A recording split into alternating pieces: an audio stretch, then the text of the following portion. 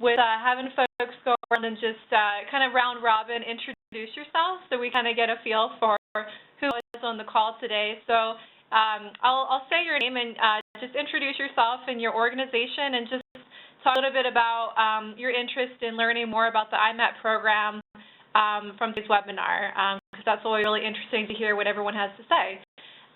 So we'll start with Brian Derenek, please. Yeah, Dornick from Borat Loss and Engineering up here in Wilkes-Barre. We're an environmental consultant, and several of our clients are in the electric utility industry, and they use vegetation management programs to maintain their right-of-ways. And we're hoping to use this, these webinars and this software program to possibly help them better do their management of those areas. All right, great. Thank you so much, Brian. Dwayne Hess, please. Just got back. I had to run out of the office. I'm sorry I missed the question. Oh, no, it's okay. We're just going around and introducing everybody. So if you could just say your name and your organization, a little bit about why you're interested in learning more about the IMAP program. All right. Dwayne Hess. I work for Ehrlich Pest Control and Rent-A-Kill as a national organization, and I'm in charge of our weed control division, which is some bare ground and invasive and utility right-of-way work. And got involved to help stay involved with identifying and help spread the word about invasives that I encounter. I do communicate and work with Art Gover, so that was kind of my link to getting involved with this group. Oh, great. Thank you so much. The folks from the Pittsburgh Parks Conservancy, would you mind introducing each one of the folks there from today? Yeah, I'm Judith Cook from the Parks Conservancy. I am the volunteer coordinator, and we're looking into how to use invasives integrated with our stewardship program. And I'm Copeland. I'm a senior restoration ecologist at the Parks Conservancy as well, and we would love to and have begun using iMap to track the applications and management that we're doing on restoration sites for invasive plant management. I'm Lizzie Wise. I'm the zone gardener for specifically for Frick Woods. So we're doing a lot of restoration work involving 15 acres. So I'd be interested in tracking from year to year all the restoration sites I'm trying to manage. I'm the field ecologist at the Parks Conservancy. We're starting to use iMapInvasives, and we want to start it more, and we're hoping to get more technical experience today so that we can start using it on a day-to-day basis. All right, great. Thank you guys so much. I'm glad there's 4 of you all attending there today. That's really exciting. Rhiannon Summers, please. Yes, I'm Rhiannon Summers, and I'm the Environmental Education Specialist at Ricketts Glen State Park, and I'm interested in using this database to help monitor and control our invasive species in the park, and also to make this a citizen science project for students in schools and anyone who comes to attend my programs, just to increase awareness of invasive species in the area. Okay, thank you. Fred Diffenbach. Yeah, it's Fred Diefenbach. I'm with the National Park Service. I'm actually located in Woodstock, Vermont, but I work with the Appalachian Trail and we've got a fair amount of that goes through Pennsylvania, and just kind of looking for options for tracking invasives. All right, thank you, Fred. Kathleen Mitchell. I'm with the first fork of the Cinnamon watershed and also the upper Allegheny watershed in Potter County. We started a station project to eradicate knotweed, tributaries to the upper Allegheny River.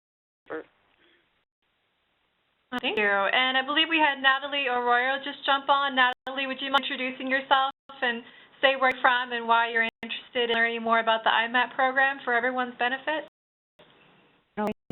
Yeah, my name's Natalie Arroyo, and I am volunteering with the Allegheny Land Trust. working with the iMapInvasives application to help them to map some is within the Wingfield Pines party that they have down in Upper St. Clair in Pittsburgh. All right, wonderful.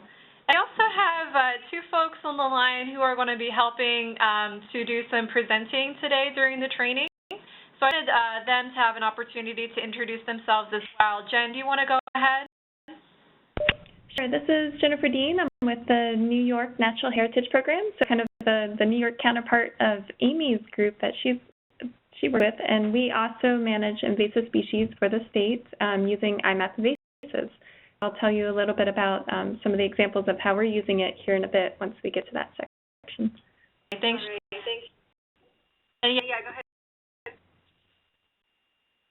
Oh, okay. Yes, go ahead and introduce yourself. Hi, my name is Stacie Hall, and I am one of the assistant managers at Pymatuning State Park in northwestern Pennsylvania.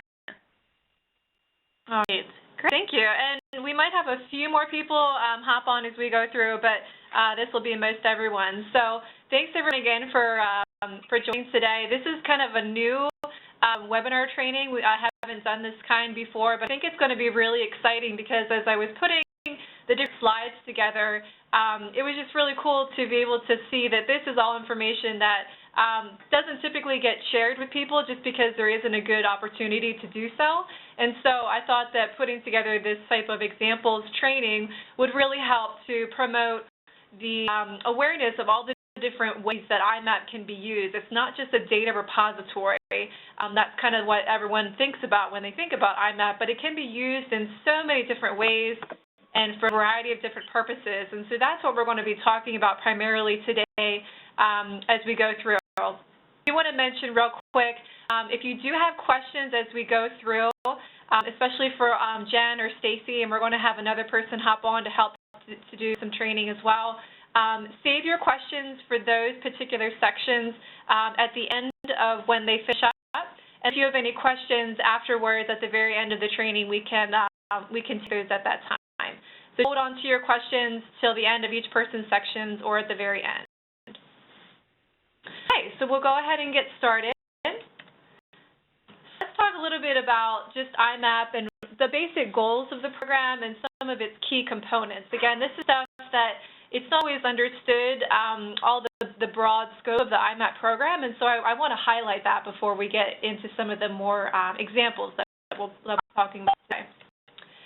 So first and foremost, iMap is a data tracking device. It's available online, really geared towards folks that are in the natural resources field, as well as citizen scientists.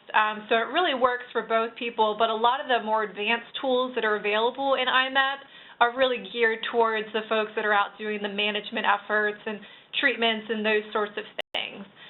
But it's used to figure out and to document where invasive species are being found, as many of you know.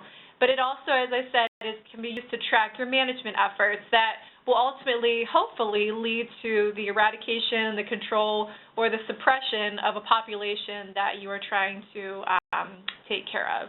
iMap also has a mobile app that is available.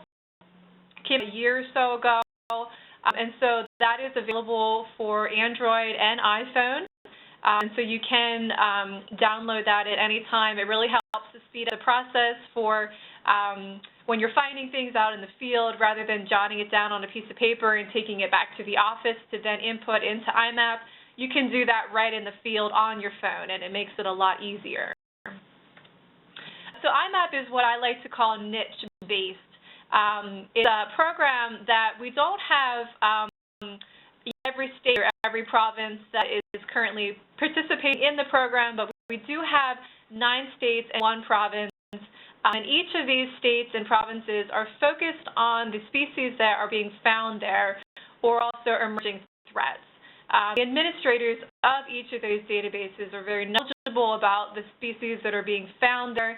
And so when something would get reported that, needs to get passed on very quickly, the administrator is, keeping tabs on that, So something like a noxious weed gets reported, we know to send that on to the Department of Agriculture or whoever is the appropriate person. So it's not a stagnant system in that regard, because it's, there's people behind the system that are making sure that any really important information gets passed on to whom it should, who it should go to.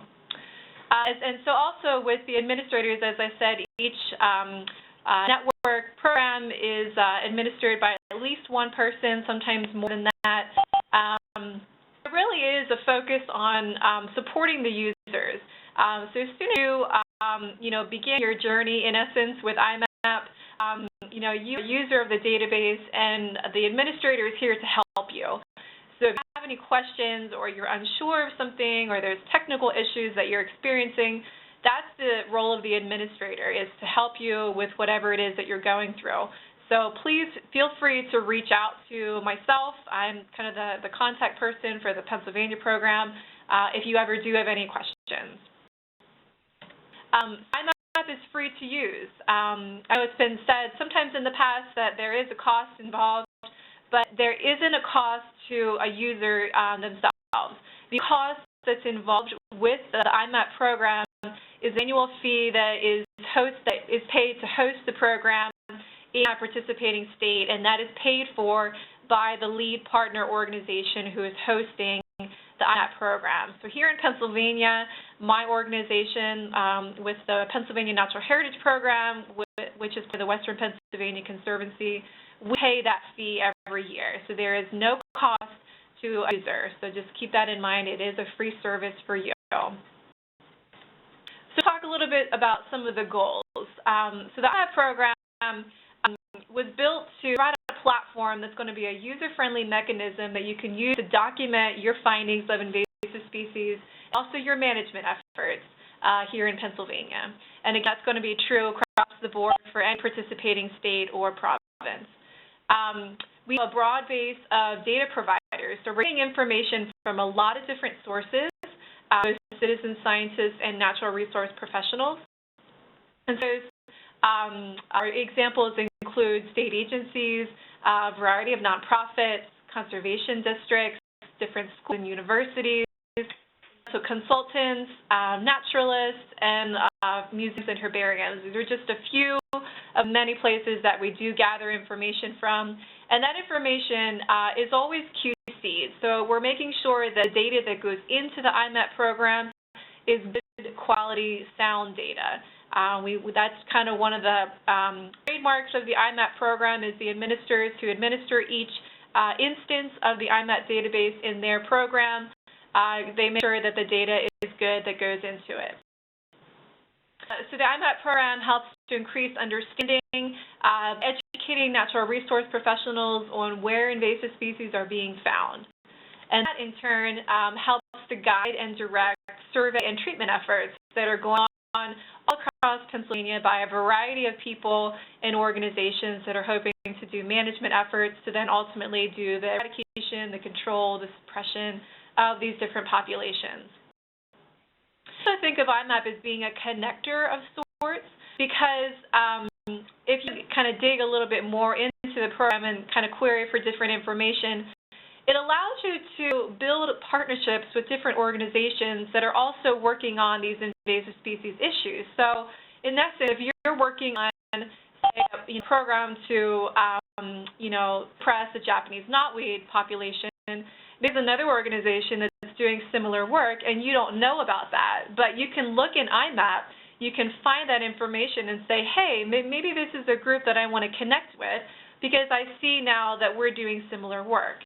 Okay, so it's a connector in that essence, and I think that's something that a lot of people don't realize that you can do with the program. So once you start to learn how to find information in the database, you can build those partnerships that maybe you wouldn't have been able to do before.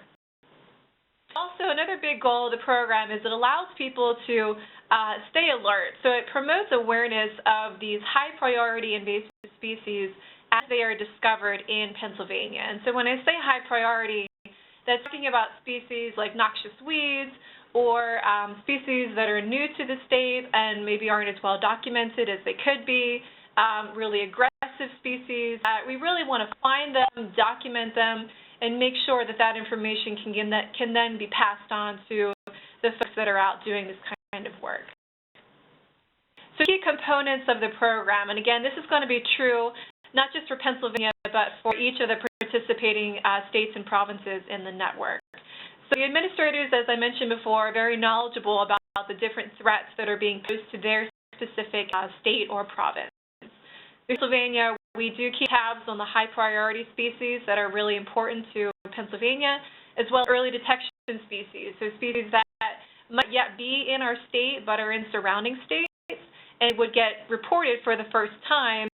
Here in Pennsylvania, we would say, oh my gosh, we need to do something about this and notify certain individuals so that this get acted on as soon as possible. So an example would be a high priority species like giant hogweed, which is one of 13 noxious weeds here in Pennsylvania. If we report for that, we would then forward that on to the folks at the Department of Agriculture to make sure that that then got taken care of as soon as possible. Also, another key component, as I mentioned just a little bit ago, is the ability to detect new arrived species and to keep folks informed about that information as it's reported. And that's done through customized email alerts. This is a tool that's available to any registered user. We do have reference guides available if you're unsure how to set up email alerts, so that's available on our website. But basically, it just allows you to set up an alert and say, I'm interested in this species, or I'm interested in a particular area. And if a species gets reported in the filters that you set up for your alert, you can notify the following day, and you would be, you would just be up to date much sooner than any other way, basically, because if it's a report coming from someone that you don't know, how else would you find out about it? And IMAP basically provides a platform for you to learn about these species as they're being reported.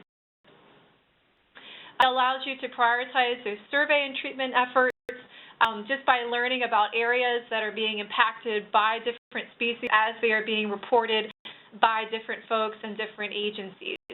And so it allows you to locate those areas of interest that you might want to tackle and say, well, what's located here? Let's see what my organization has found, and let's see what other organizations have found, so that we can then prioritize, whatever we need to do to try to tackle the species that are found at this location.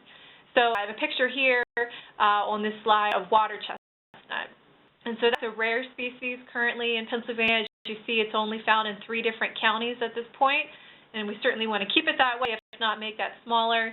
And again, using in IMAP, you could see where all the places where water chestnut has been reported, and then use that information to plan, future efforts to try to manage those populations if they're not already being managed. Again, networking tools, so it allows you to meet potential partners that you might be able to collaborate with on future projects. So if you're working on something and another group is working on a similar type of project, you could potentially combine your efforts. Maybe, in the future you could work together to apply for grant funding and become partners in that regard. Again, it just provides that platform for you to increase your awareness of folks that are doing similar work that you are, or maybe just, folks in your general area that maybe you aren't working with and you could. So it provides that mechanism for you to understand the different projects that are going on. So as I mentioned, we do have a network of folks that are part of the IMAP program. So here, this map is showing all the participating states and provinces in IMAP network.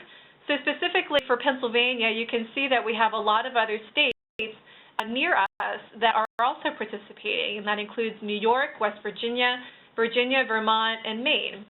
And so because of this, you can really see new species that are coming into your state because you could log in, for example, to the New York database, and you could see the information that they have for a species that we might not have. Okay, so an example I have here is Asiatic sand sedge, Carabunjoi, and it's a species that's not yet found here in Pennsylvania, but with IMAP, if it is reported in Pennsylvania, you might be able to see where it's also being found at in a similar or surrounding state because they're also participating in the IMAP program.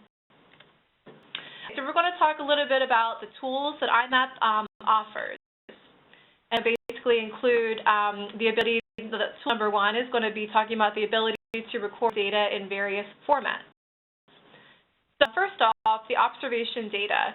As many of you know already from attending trainings in the past, the observation data is going to allow you to record your sightings of where you're finding invasive species at.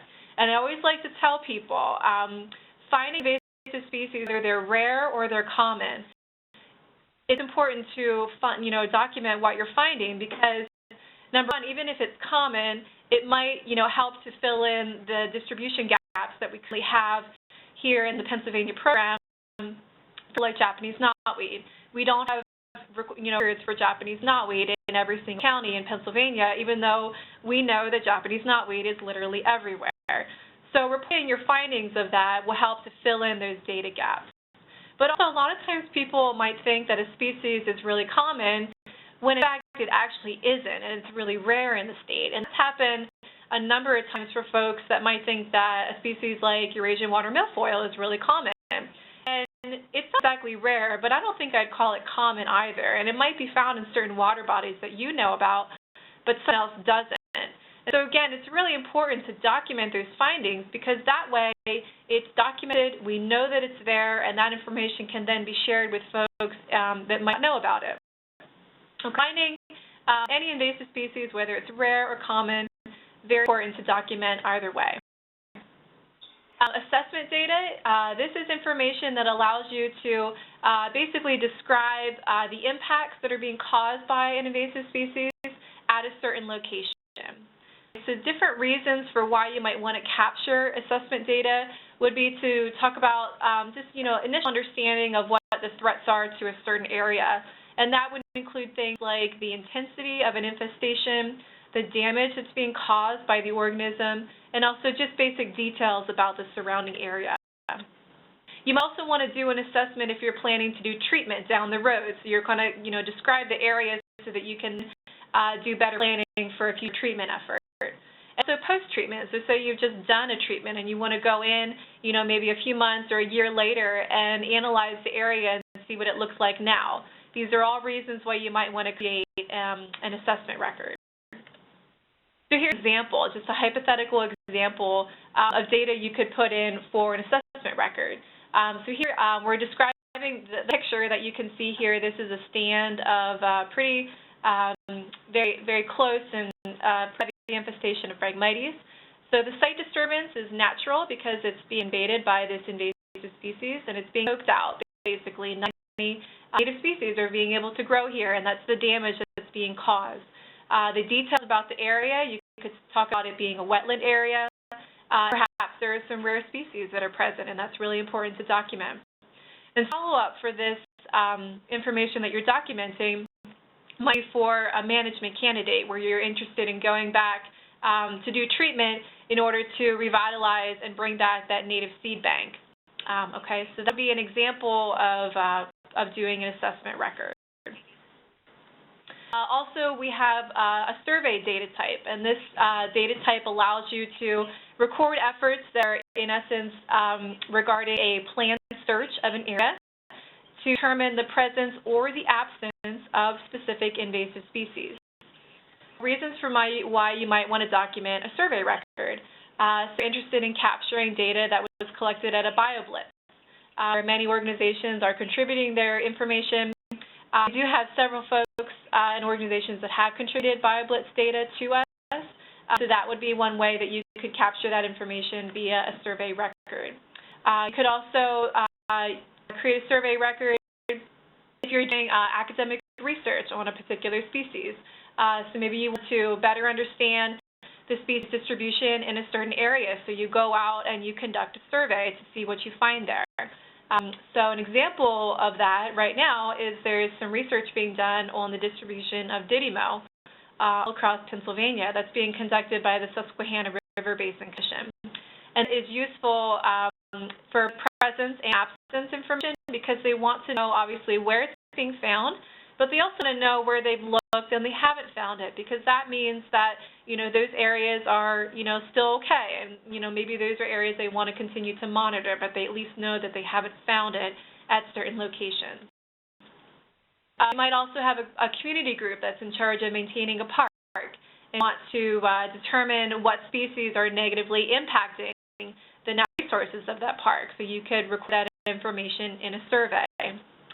And so another example would be for land stewards, where you're going out to an individual property and you want to document the species that you're finding at that particular property, which then information could be really helpful for future work that you're doing to steward that land, ultimately maintain the native biodiversity that is intact on that site. Maybe the reason why the property was protected in the first place, and the way to protect that would be to then do a treatment to suppress the invasive species that are found there. So these are all just kind of hypothetical examples of why you might want to create a survey. There are certainly a lot of other reasons why you'd want to as well, but this is just kind of getting your head wrapped around why you might want to do that. Specific example would be, as I mentioned before, the survey that was done and is still being done for the presence of Didymo. So here a hypothetical example is searching for Didymo in a specific place in French Creek. So was it detected? So in this example, we're saying that that Didymo was not found at this site, but we do want to record this absence information because it's really important to know that at this site, we haven't found Didymo and this area is still okay in that regard. Your surveyed polygon would detail the creek area that was surveyed, and it also include details like you performed an underwater survey, and that included snorkeling and also a visual assessment from the shoreline. So just some of the details that you would incorporate into a survey, but again, giving you an example to better understand why you might want to do this, okay? So if you search for data, you didn't find it, you want to document that information and talk about the details associated with that survey. So the treatment information. This is something that a lot of folks are using, and that's really exciting. Again, it's used to document your efforts to go out in the field and try to eradicate, to control, or to suppress a variety of invasive species that you might be finding. Some examples of the different treatment measures that folks are using. I think some of the more popular ones, a lot of folks will use chemical means or mechanical or hand pulling means. Some other ones that people are using as well are goats that are used to help to graze certain areas where you might have a lot of,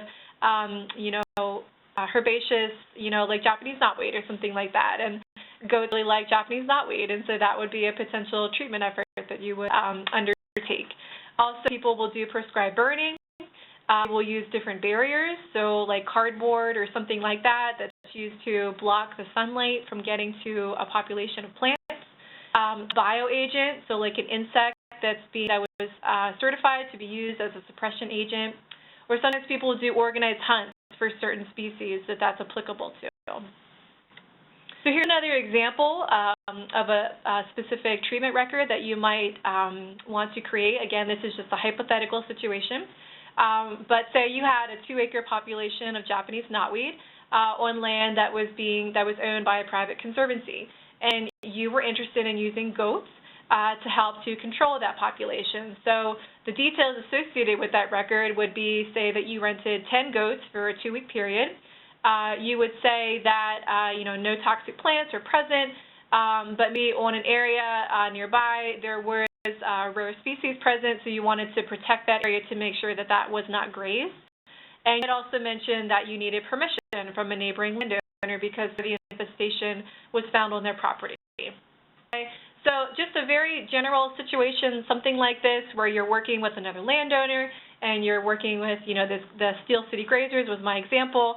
They are a real company that does rent out goats for the purpose of trying to suppress invasive species. And so this would be an example of something that you could document in a treatment record, then go back and look at that in future years and see the progress that was being made for that property. Actually, we do have another tool. This is called the Infestation Management Record. And this tool is used to compile all different efforts together for a single species at a certain location. So in other words, you're combining all of your observations, all of your assessments, surveys, and treatments for a single species at a certain location together in iMap, so you can keep all that information together. So essentially, it's creating a one-stop shop for you, so you don't have to search for those records individually. It's kind of pooling them all together for you. So some reasons why you might want to create an infestation management record. You are part of the Land Stewardship Department, where you're maintaining various sites on protected properties, and you want to know where in the management process each property is currently at. One of the nice things about the infestation management tool is that it gives you the option to talk about the last thing that just happened. So maybe you just created you did a treatment effort this year, and so it would kind of give you an idea of where things currently stand and where you want to move forward from there.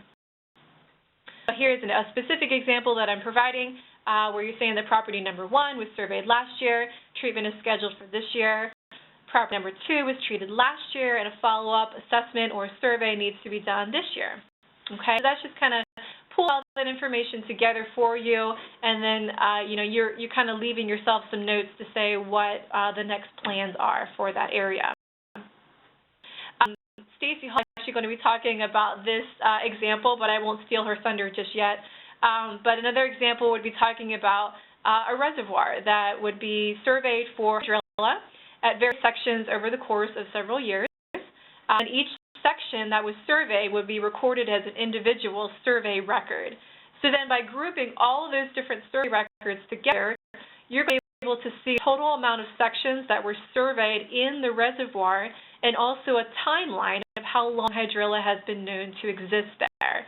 And the reason why you'll be able to see a timeline is because observations will also be associated with this information and be a date attached to each one of those observations. So you'll essentially be able to see when the hydrilla was first found at this location and when the last time it was found. So giving you a history while also pulling all this information together.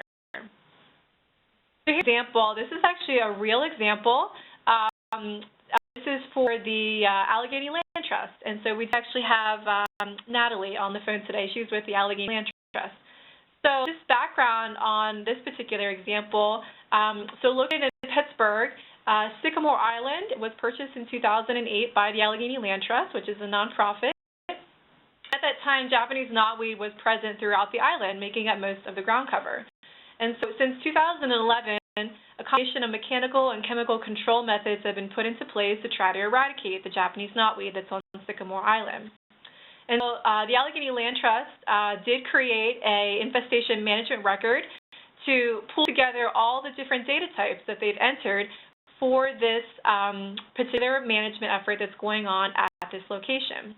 So right now there's just one observation record, and some data types that still need to be added would be a mechanical treatment record and a chemical treatment record, because as we just mentioned, they are in the process of doing both of those types of treatment efforts, where they're doing mechanical and chemical. So those would need to be treatments that would have to be added at some point. And so the status of the record is that once it's filled in, it will reflect the current state of management efforts that are happening at Sycamore Island and what is being planned for the future by the Allegheny Land Trust. So keep in mind, this is information that obviously is going to be very important to the Allegheny Land Trust and the folks that work there, because it's going to be important for them to pull this information together and to just see where in the process they stand. But the other nice thing is information is available to any registered user. And so even if you don't work for the Allegheny Land Trust, you can still go on, and if you have access based on your training level to look at infestation management records, you can go in and look at this information for yourself. Okay, so again, that might be an opportunity to connect with the Allegheny Land Trust if you're also doing similar work, because you're able to view this information. So that's just an example of how you might be interested in using the infestation management tool. Also, so organization, that tool really allows you to transform the way that you collect and capture data and allows you to do it in a very easy and simple manner. So it offers a tool that essentially can turn your data management system from what this guy is looking at right here, a really big pile of papers and being really sad about it, to something like this, where it's a digital database, it's very neat and very organized, and you're not going to lose any, pieces of paper or anything, because it's all documented and it's very easy to find and query for, okay? So if this is your current data management system, what this guy is looking at, you might consider changing and doing something more along the lines of iMap can offer. So also one of the nice things is that rather than entering a lot of records by hand, so say you have past data that you collected, you can actually, if it's a lot of information, provide that to the administrator and that for you. So in essence, really saving yourself a lot of time, and you're increasing your efficiency because you don't have to spend all that time entering all those records yourself. And something that we do very often for organizations that collect data pretty frequently and collect a lot of it at a time. So that's something that we do offer to our users, so please keep that in mind. I mentioned before, but we do have a mobile app, and it allows for a really fast and really easy data collection while you're out in the field. And there are observations only at this point in time, so just keep that in mind. It's a great resource for anyone, so citizen scientists and natural resource professionals alike will certainly find a lot of use from using our mobile app. And your data is really easy to find doing custom queries and map viewing, okay? So this is an example of looking at the distribution of zebra mussels across all of Pennsylvania. And again, this is based on data that's been reported to iMap. It's not necessarily an accurate field representation because we're always growing and we're always collecting more information. So there might be places where zebra mussels are at in Pennsylvania that's not documented on this map. We're certainly, as we continue to get more data, we're building up and filling in our data gaps as much as we can. It allows you to view data in multiple formats. Some people will use the map to view information, and really great. Know that you can view it in different ways as well. So we have a table format where that allows you to look at data in a list form, and we also have a report format where that allows you to kind of really analyze that information and see how many different species were reported for a certain area, what those species were, who reported it, the organizations that reported it. Okay, so that information is easy to read and understand in a report format. It also offers projects, and projects are a way to group your data that might be related together so that you can query for it later on. So a project in iMap is like a customized filter for a particular data set. So examples of projects that we currently have, and we have a really long list, and this is actually a very short list. Some examples are Pennsylvania Sea Grant has zebra and quagga mussel database. We do get information from them for that database every few years or so. And every time we get information, we add it to the project that we have set up for the zebra and quagga mussel database, so that if I ever want to search just for that information, I just query for that project.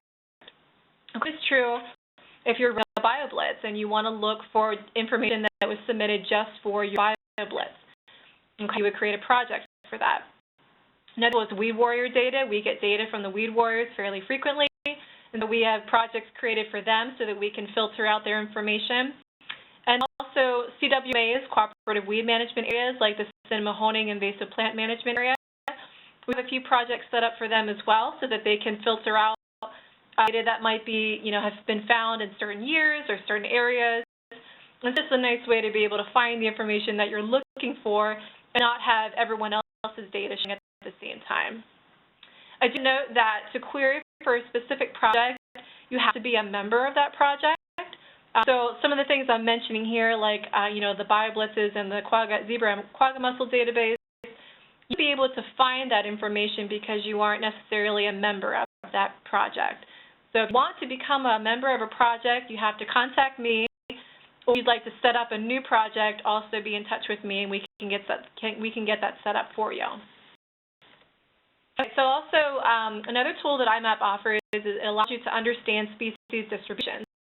It allows you to query for statewide distributions for species, but it allows you to search for species that are being found in a certain part of the state. So you can really customize what you're searching for.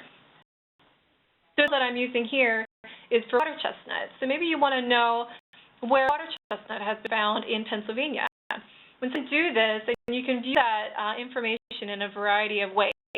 I'll show you that here as I go through the next few slides. And then if you're curious about if that is being assessed or surveyed or treated anywhere in the state, you can also run a different kind of query if you've been trained in how to use these different data types, which that's generally done here in Pennsylvania by an advanced training. You can also find that information very easily by searching for records that people have input for water chestnut for any assessments, surveys, or treatments. Okay, so I want to show you real quick what I'm talking about here. So, say you're interested in learning just generally where water chestnut is found in Pennsylvania. So go onto the map, and over on the left-hand side under the distribution section, look up the species that you're looking for and click on the county button. You'll see that 3 counties pop up on the map, and those are the counties that we currently have records for water chestnut. This is actually a pretty accurate map. As I said before, water chestnut is fairly rare in Pennsylvania, and there we see that only 3 counties have it. Another thing is you can view this same type of data just a little bit differently just by changing the button from county to watershed. You can see these different HUC 8 hydrologic Unicode watersheds where water chestnut is impacting a certain watershed. So kind of the same information, I'll just jump back to the county slide. Here you can see that same information being represented by a watershed. You can also then use that same map but then add in points for where water chestnut has specifically been found. And the way you do that is if you go to the top of that screen and in the text box, if you type in your species name, water chestnut, the points will then show up where it's been found. And then you can do the same thing using the watershed background as a reference. And so as a quick recap for observation data, not everyone might be familiar with what these numbers and symbology means. The observations are going to be represented 3 different ways on the map. And so this one is the green circles. This is going to represent confirmed, precise locations. So say, water chestnut was found at this exact GPS coordinate. It's to be represented as a green circle. The orange squares represent approximate observation data. And be saying that water chestnut, for example, was found at, somewhere where it wasn't a precise location. It was approximate to maybe like a water body. Or maybe if you didn't know the water body, maybe it was approximate to a county.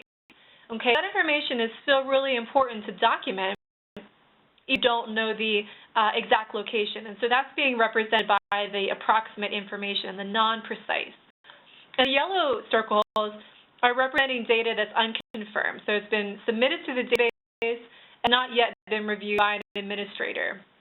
Okay, that data, maybe we'll do some checking and we'll find that the species ID was incorrect.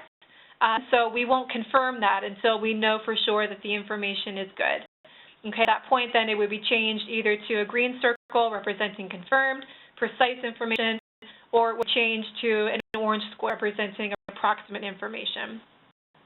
And so the numbers inside those circles are representing the number of observations that have been found at that location. Okay, so if you look at any one of those circles, it's just kind of pull together all of the clusters of points together to clean the map up a little bit more. And then if you would zoom into the map at one of those circles, the number would get smaller, and that one circle would break apart into more circles, essentially getting you closer and closer to the point where the observation was found at. Okay, so just some more screenshots of some point level information here for water chestnut. And then again, adding some reference layers. So here I've turned on the county layer so we can kind of know where we are and counties we're at and where that's being found, where the water chestnut's being found. It also allows you to zoom in closer. So you don't have to look at things just at the state level. You can use our zoom ladder and really get close to where you might be interested in looking more at. So here we were zoomed in part of the state, and you can see specifically where water chestnut is being found at. You could zoom in even closer if you wanted to. This is just an example that I pulled out. And you can click on any one of those circles, and you can pull up a table information for each one of those records, okay? So you can get to that information right from the map. You can click on any one of those ID numbers, and it will take you right to the record itself, and you'll be able to see all the details that are associated with it, such as more than just what's presented here in this table. You'll be able to see the observer name. You'll be able to see details about the record. You'll be able to see if a specimen was collected. So all these things findings are inside the record if it's been recorded by the observer. Okay, so just keep that in mind. You can get to that information very easily. And staying informed, talked a little bit about this, but IMAP will allow you to keep up to date on new or high priority species that are being found through use of email alerts. Okay, I'm going to breeze through this because I know I'm taking up Jen's time right now. I just wanted to show you guys the three different types of alerts that we do offer. The first is called continual alert, and it basically puts a focus on any species which you have a particular interest in. Okay, so I'm going to leave the rest of the text up here on the slide. You guys can read through that, but I do want to talk about some of the specific examples of alerts you could set up under the continual alert heading. So you set up a statewide alert where you are alerted every time a rusty crayfish is reported anywhere in Pennsylvania. You can set up a county-wide alert where they alert me every time a certain aquatic plant is reported in my county. Well, I use county as an example. Or you could set up a specific place alert where you say alert me every time a quagga mussel is reported in or nearby my town. So I use Harrisburg as an example there. Okay, so these are all just a short list of examples of what you could do by setting up a continual alert, which would then keep you notified every time those species were reported to the database. You could set up an early detection alert. Now, this type of alert puts a focus on species that are rare or not yet found in Pennsylvania. Okay, so here's some examples. Alligator weed, which is not a species that's been found in Pennsylvania just yet. If you set up an early detection alert for it, the first report would trigger this alert and you would be notified right away. An example, saltpeter water hyacinth. Again, another species that's not yet been found in Pennsylvania, but it is in nearby states, that it could come into our state at any time. The first report, if someone did find it in Pennsylvania, would this alert, and you would be notified if you had set up an alert for it. Water starwort. This is a species that we consider high priority because it's rare in Pennsylvania, and so any additional reports that would be submitted to IMAP would trigger this alert if it was, specified in a certain geography, and you would be notified about it right away. Okay. And this alert type is called new to geography. And so this alert puts a focus on an area of your choosing which receives a report for a new species that's never been reported there before. So keep in mind, this alert could work for early detection species or work for common species. It just depends on if the species has been reported to the database before. So for example, if Japanese knotweed was never reported in Potter County before, this would essentially trigger a new to geography alert because it wasn't reported to the database already. So here are examples of different types of new to geography alerts you could set up. There's a wide alert where you say alert me when any new aquatic animal is reported in a certain county. You could do, if you're involved in a cooperative weed management area, you could say alert me when any new aquatic plant is reported in my CWMA. You could do a water body alert, a specific water body where you say alert me when a new aquatic plant is reported in this specific body that I'm mentioning. Okay, so keep in mind these are the three different alerts that are currently available on IMAP. We do have reference guides available that will help to guide you through the process, available on our website. So certainly this is something I would encourage everyone to take advantage of if you aren't already. So I'm going to turn it over to Jen. Jen, if I left you enough time to go through your slides, but let's jump into some examples of how folks are using IMAP and put into action. So I'll go through your slides for me and let me know when you want me to flip through. Okay, great, Amy. Sure. And I do have a little bit of wiggle room. I know I have to pop off pretty soon for another webinar, but somebody else is setting that up, so I have some time that I can go over 11 o'clock. Okay. So we'll jump into it. Actually, we'll be learning about spotted lanternfly in Pennsylvania for my next call, so it'll be another Pennsylvania webinar as well. It's great, and Amy gave this wonderful overview of many of the different ways that the iMapInvasive system can be used, and lots of these different user types that we're serving. And here in New York State, we're using iMapInvasives as the state database. We're through the Natural Heritage Program. We're asked by the state agency, the Department of Environmental Conservation, to maintain a database that's accessible to all these different user types. It's online. They want something with, a robust email alert system.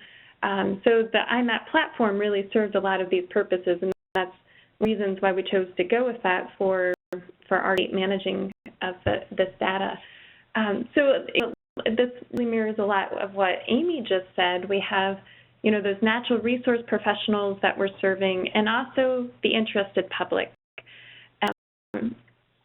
These go hand in hand quite a bit as well. A lot of times the citizen scientists are working for those natural resource professionals to help, do some of the monitoring and so forth that is beyond the actual capacity of the staff. So you're kind of wearing both hats in a way with the iMap platform, but luckily it's flexible enough, and there's these different user levels as well that we can make that system work for these different groups. There's many different uses of the system, and when I listed out these, this listed list here at the bottom, I guess I was thinking more about uses for getting data into the system, but there's also, of course, a lot of uses of getting data back out of the system, and Amy explained that well, like how you can get statewide distribution, and you can get information about a localized site as well. But I'll focus on examples of where people were getting data into iMap and recording information that way. And so through examples of each of these different uses that I've kind of characterized some of our major projects and partners as using that for, say, baseline mapping, targeted species surveys, tracking management efforts, location-specific monitoring, education, and outreach. All right, so I guess next slide. So here's an example of some baseline mapping that our partners are doing in Western New York. The one thing I got to mention just a moment ago is that New York State is divided up into 8 invasive species management regions, and these are similar like cooperative weed management areas. We have these prisms, and Western New York prism has, each of these prisms, I guess, have a coordinator that networks with the different stakeholders that are within that group or within that region of the state. And so within the Western New York prism, they've been doing baseline mapping for a number of preserves in the area, and the Rhinestone Woods Nature Preserve is one of these areas where the Western New York coordinator and her field staff went and they worked with staff of this nature preserve to figure out, okay, what invasive species are currently present in our preserve. And so this information will serve the purpose of helping them strategically plan what management efforts they need to think about going forward. Because if they think that, they only have a few infestations of, say, barberry, but when they do an actual baseline mapping and, get into the preserve and the areas that are not as typically monitored, they might find that it's more widespread than they thought. So perhaps that species might be downgraded on their priority list of management options. The other species that are only found in 1 or 2 locations within the park, and so those if they are known to have a high impact in other areas of the state, those species might be the candidates for management for their next field season. So it really helps to have this baseline of a preserve before you start jumping into management, so you know what you're up against. And you can make smart decisions about whether or not to treat a certain species. Next. Of how iMap is being used in New York is for targeted species surveys for early detection species. Of high priority species that there are statewide initiatives for. Coolea delegate is a key example here in our state because the northern extent of this species runs right through the middle of New York State. So while it's prevalent in the lower Hudson Valley and also the Finger Lakes, and it's recently found in the Allegheny State Forest or Park, it is known to be up Adirondacks in the northern part of the state. And there are a lot of hemlock stands in this region that's currently not known to be infested. And so there's a lot of concern about hemlock woolly adelgid, of course, area, and just by the nature of the bees, it's likely that it's going to keep spreading northern in areas. But if we detect the species early, then we have a chance of, say, treating high-priority hemlock stands and targeting biocontrol releases as more biocontrol agents become available. So that early detection is super important. One of our key partners, so the Adirondack Park Invasive Plant Program, which is the prism for the Adirondacks, and so the Adirondack Mountain Club and Cornell University have been working with volunteers and doing training sessions to get volunteers, familiar with the signs of hemlock woolly adelgid. And we've been going to these trainings to teach them about reporting information that they find, so their surveys, their presence data, plus positive hits they find when they're out and out. And the Adirondack Mountain Club is actually really encouraging the backcountry surveys as well. And so this is a great way to get a lot of people on the ground looking for a particular species.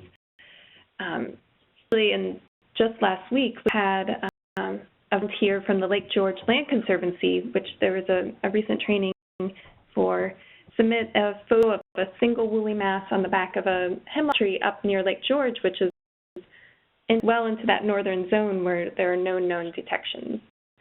And we are foresters at the Department of Environmental Conservation get email alerts on the unconfirmed data, so they get the raw alerts on all the forest pests that get reported into iMapInvasives.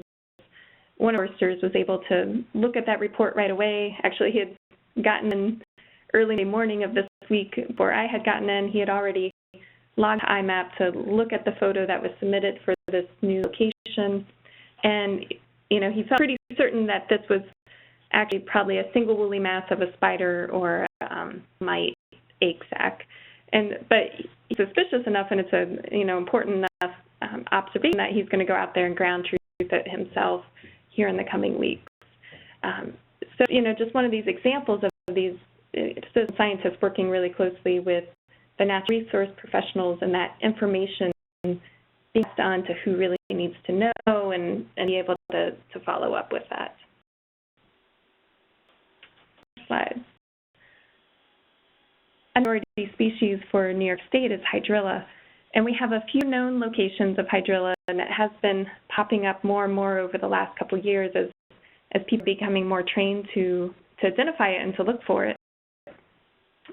One of the good examples of how iMap can be used to delineate new detections when hydrilla first popped up over in western New York, so close to Buffalo, along Erie Canal, an infestation was found, and at the time, the other known upstate New York location was in the Finger Lakes area. And next slide. This new infestation popped up in Buffalo along the Erie Canal. It was towards the end of the summer, and the Army Corps of Engineers worked closely with New York State Parks and the Department of Environmental Conservation and the U.S. Fish and Wildlife Service to do some quick delineations of how far this new infestation extended. And so they knew it was in and out itself. They sent crews out from each of these agencies, whether they're federal or state, to go and survey their particular parcels of water. And then each of those entities reported their survey findings into iMapInvasives. The blue line that you see is actually composed of several individual survey records, and it's showing the areas that have been looked for the hydrilla infestations. And the school that you see, the inset photo in the bottom, along the upper, northeast range of that survey area is overlaid with the observation points, so they were able to actually find the extent, at least where they were doing these really thorough surveys, of the station itself. So it seemed like it was actually very contained within a somewhat small strip of the Erie Canal. We had limited window for treatment for that summer. So the type of information was a great way for all very different agencies to get out and do surveys, but to be able to report that information in real time of where they've looked already and what the results were. Next slide. And in the hydrilla example, the first upstate New York hydrilla infestations was found in Cayuga Lake, which is in New York of the Finger Lakes, and it's also the home of Cornell University. So this is an area that was closely studied and well monitored, and so when hydrilla popped up in the Cayuga Inlet, they were pretty certain it was a relatively new infestation, and a task force was convened away. I think this was back in 2012 that the observations were reported for hydrilla here. And since then, there's been lots of efforts going on in terms of control work, very detailed surveys. You can see the red observation points, which now the color coding schema is a little different within IMAP. But the observation points that you're seeing there are individual fragments that the researchers have found when they've done these grid-based surveys on the lake inlet area. As green polygons are the treatments that they have applied over the years. And from the map, you can drill down to those individual turds and get all the details about what they applied. In most cases, it was an herbicide, an aquatic herbicide. You get the details on that. The yellow polygons are assessments that they were delineating when they found actual big populations or big infestations as opposed to individual fragments. And so a lot of this really detailed information that you can record year after year, which is really valuable when you have this big of a project and there are many partners working on it at once.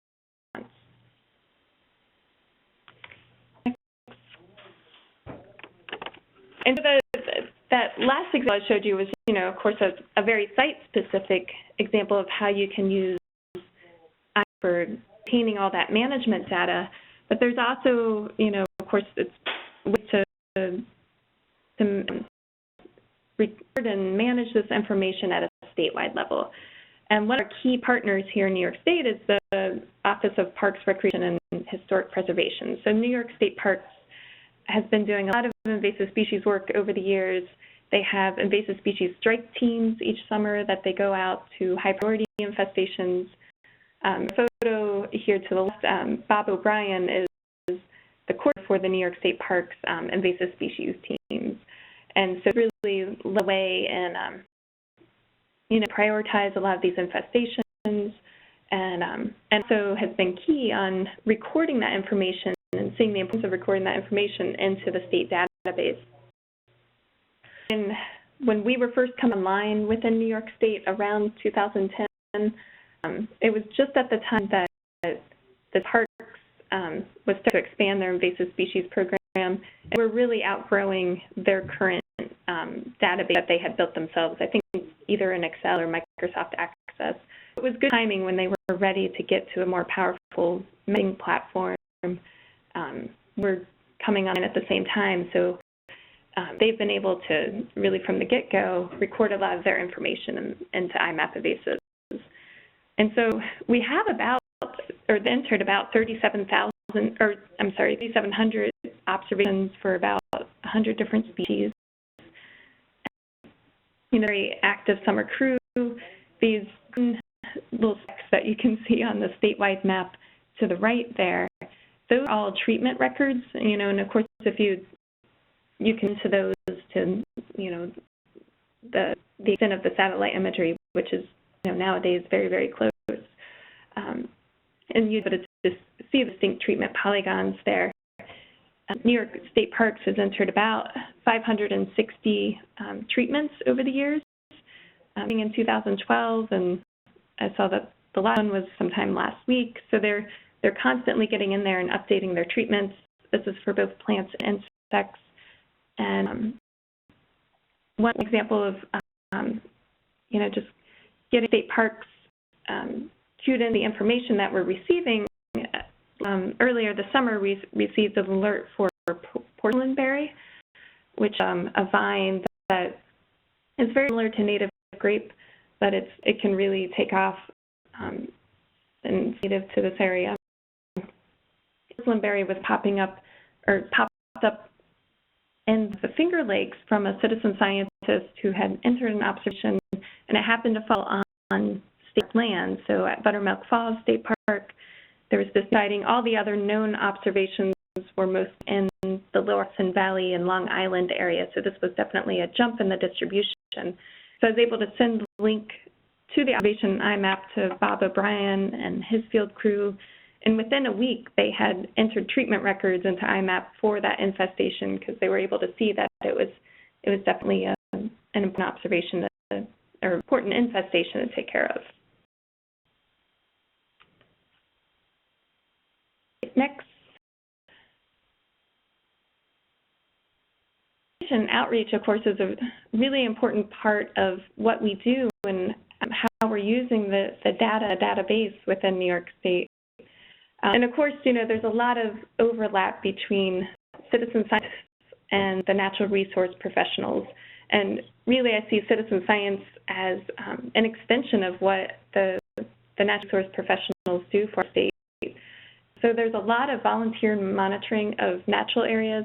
I'd mentioned earlier that citizen science groups that were looking for hemlock woolly adelgid within the there's specific areas where they like they might be friends of a certain nature preserve, and so they go out and do mapping within their preserve boundaries. The map you're seeing here is an example from the Adirondacks. PIP, the Adirondack Park Invasive Plant Program, has a really strong program for volunteer monitoring of water bodies. A lot of lakes up there, a lot of backcountry lakes. They train their volunteers each summer to identify a handful of aquatic invasive plants and animals, and volunteers sign up for certain lakes and they agree to go out and monitor those lakes throughout the summer. Volunteers are also trained in submitting their data to iMapInvasives. So those that you're seeing are actually lakes that have been surveyed by volunteers, and you can, of course, drop into the details of each of those individual surveys. That gives the information about what species they were looking for, what species they actually detected, how long they spent surveying. So, it gives you man hours, which is important for, your annual reports for the lead organization. And so the volunteer coordinator at APIP can easily look at, which lakes have been surveyed so far this summer, which ones still need to be looked at, and where the important findings are popping up. Okay, next. And an important part of citizen science is using iMapInvasives in the classroom. And that's something that we've been, I guess, kind of exploring here in New York, and we've been working with teachers as, they've kind of approached us and have been really excited about the prospect of getting their students engaged in some type of real-world problem. And so I've been, pushing us to increase awareness of invasive species. So you have a classroom tool that combines an ecology or environmental issue with technology.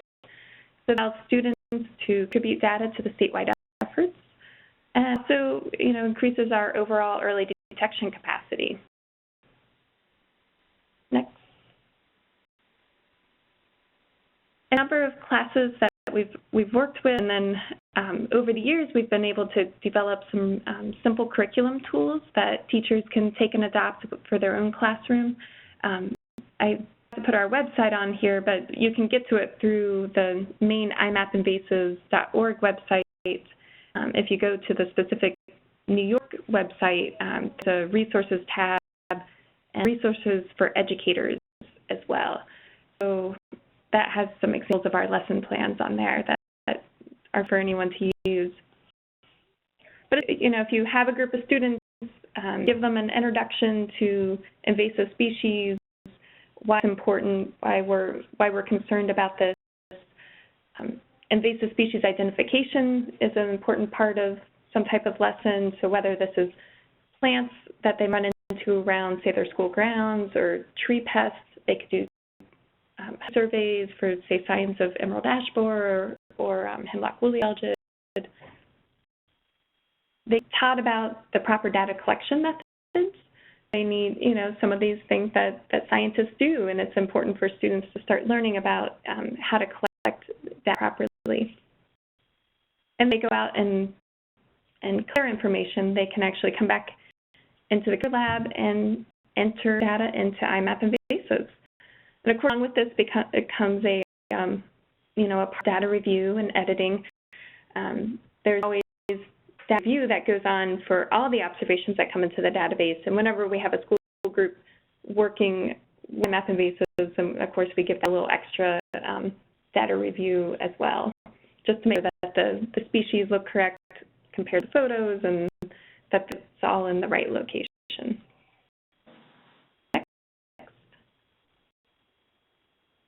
Here's an example from the North Colonies Central School District. I was working with a great teacher there, very enthusiastic, John Slyer. It was actually for a middle school class, and we those steps, and some basic plant identification for some of the plants that they were going to run into around their school, and then just went around their school grounds and mapped out all common invasive species, essentially, that they could find in their school grounds. And, this is a great example of education, or, outreach and awareness, increasing awareness. But, they'd say, okay, well, it's a bunch of common species in a very, in one exact spot. What's the next step? And so the teacher came up with this great idea that their homework assignment was to go and enter more observations for wherever they're traveling for that weekend, or if they're just at home. So the next screenshot over there on the right-hand side is zoomed out to the greater Albany area, Albany, New York. You see now that in addition to just having that concentrated observation points there at their school, they now have covered a wide area of our whole region. And so this is a great way of getting these new early detection sightings and or early detectors, up and trained for the next generation. Right. Just threw in the this great thing that they sent me, the thanks for invading our class, and the teachers were really excited about being able to use this. So John Slyer mentioned that they had over 300 data points, both at their school campus and in the greater area, electronically mapped. So it was overall a great project to work with the students on. Next. I also worked with some groups who are doing informal education. So this would be outside of the formal classroom setting, whether this is a RH group or a scout troop. This particular example is a scout group from New York City that decided to hike the path of their water. And so New York City is actually supplied by water from reservoirs in the Catskill Mountains and a few other areas upstate. And so they hiked along the water pipe that goes to the Ashokan Reservoir. And along the way, they wanted to do some type of service project. So they decided that they wanted to enter invasive species observations, which was a great idea. To get them set up with accounts, and they recorded information while they did their hike. And then when they got back, they were able to enter that information and have a great group project. Next. Another component of outreach and education is the college realm. And so we've been doing a lot of training for students in the natural resource and biology and ecology majors, and really the next generation of conservation professionals. And so it's a great group to target. In many cases, the professors have been really taking the realm of or in the trainings and so forth. So they'll get trained, say, the first year, enter data into IMAP, and then from then out, they're able to teach their next incoming class iMapInvasives protocol and how to collect data and how to enter it into the state database. Students who are really excited about it and want to go further, then can start doing data analyses using information that's in the system. A great way to connect with these college students who are going into the work world soon. And actually, we've kind of turnover already since we've been doing this for a number of years now.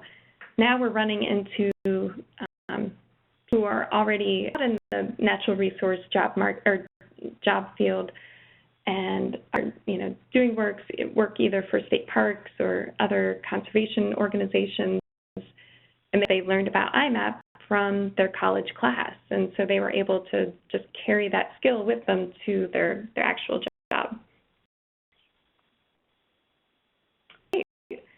That's the last slide I had. Yeah, thank you, Jen. Does anyone have any questions for Jen?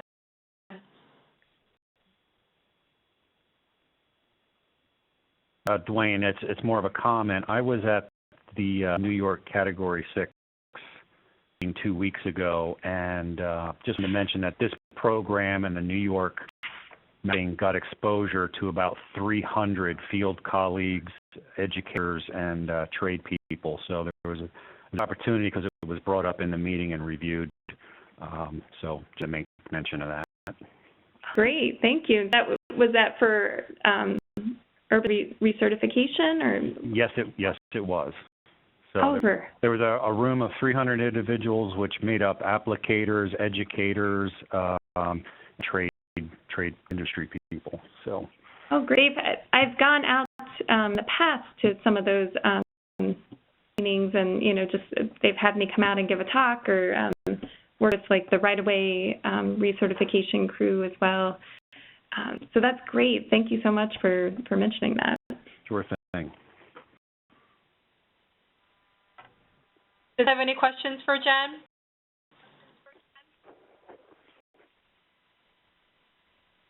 Well, thank you, Jen, so much. I really appreciate your help today. Yeah, you're welcome. And I have to pop off, but I'm sure everyone will have fun the rest of the webinar. All right, thanks. Thank you. So joining us today also we have Stacie Hall.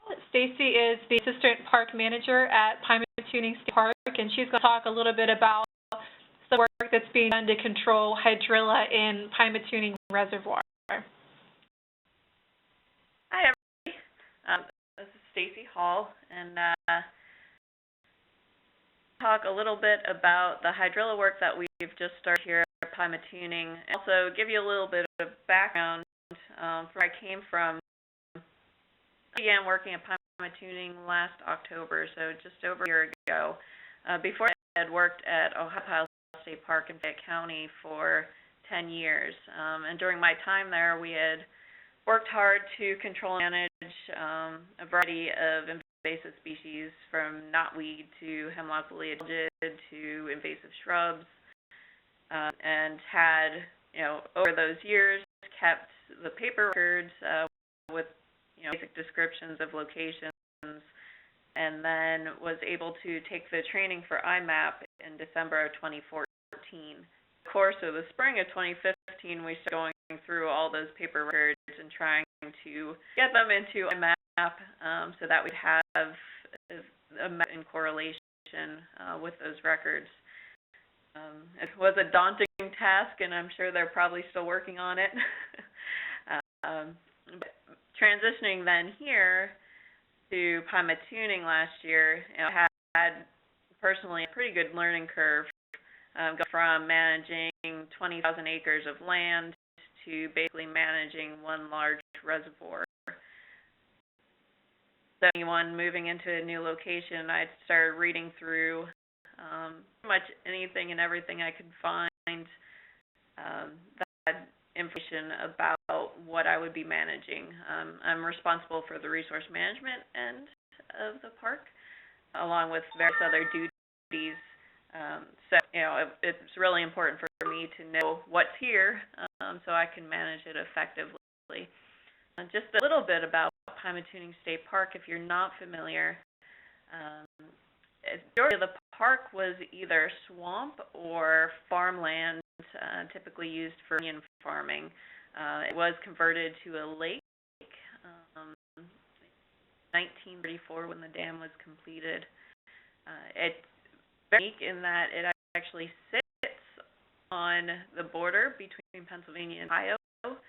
So we work closely in managing. There's a Pymatuning State Park, Ohio, as well as our Pymatuning State Park in Pennsylvania. Just a little bit about it. The lake itself is just over 17,000 acres. The park that we manage on our side, we have 16,892 acres, and that includes a bit of land, but mostly water. We are the largest lake in the Commonwealth of Pennsylvania, and we get, on average, about 3 million visitors. Many of our visitors do come for the fishery. We have really good walleye and muskie fishing, which we're pretty well known for.